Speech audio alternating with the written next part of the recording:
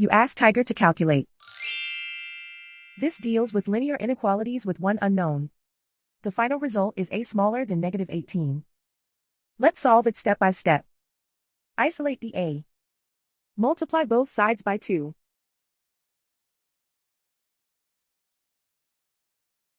Group like terms.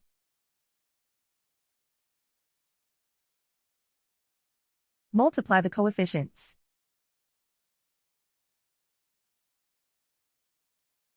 Simplify the arithmetic.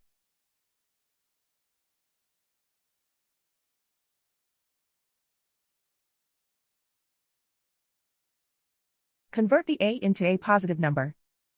Multiply both sides by -1. Whenever you multiply or divide by a negative, reverse the inequality sign.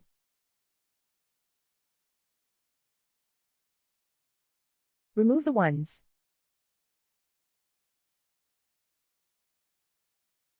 Simplify the arithmetic.